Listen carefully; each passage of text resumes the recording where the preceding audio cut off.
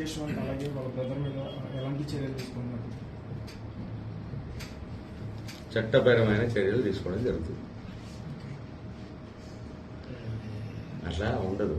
అది మీరు ఇప్పుడు జస్ట్ బ్రీఫ్ ఏంటంటే ఎఫ్ఐఆర్ రిజిస్టర్ అవుతుంది. ఆ ఎఫ్ఐఆర్ రిజిస్టర్ అయిన దాని ప్రకారంగా ఇన్వెస్టిగేషన్ ప్రొసీడింగ్ లో భాగంగా అప్రహెన్షన్స్ అవుతాయి. వాళ్ళ కన్ఫెషన్స్ బేస్ అయ్యో లేకపోతే రికవరీస్ బేస్ అయ్యి ఫర్దర్ సెక్షన్స్ యాడ్ అవుతాయి. అది ఇప్పుడు ఒక అమ్మాయి మనకు నార్సింగ్ పిఎస్ పరిధిలో అమ్మాయి ఏమని కంప్లైంట్ ఇచ్చింది, నన్ను ఒక వ్యక్తి సంపత్ వినయ్ అనే వ్యక్తి నన్ను పెళ్లి చేసుకుంటానని చెప్పేసి నన్ను వాడుకొని మోసం చేసి వదిలేసి నన్ను కాకుండా ఇంకొక అమ్మాయిని పెళ్లి చేసుకొని వెళ్ళిపోయాడు అనే కేసు మీద basically that of the 417, 420, 376 cases register అయ్యాయి.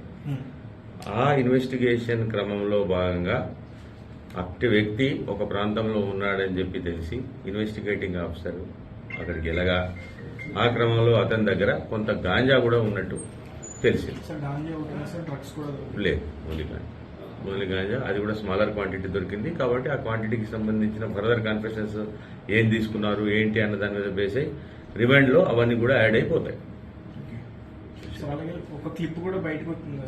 ఇంకా basically I'm not the investigating officer here in this particular case.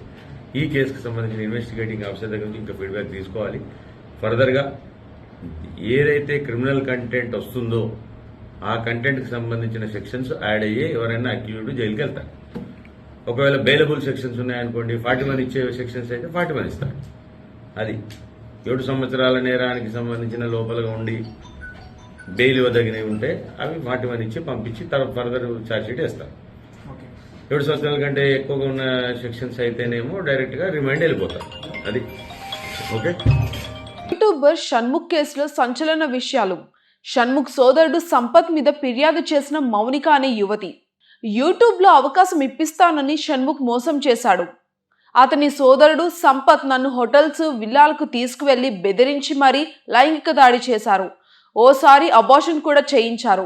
Sampath కి పెళ్లి అయిందని తెలిసి ఫిర్యాదు చేశాను అని ఆమె వెల్లడించారు.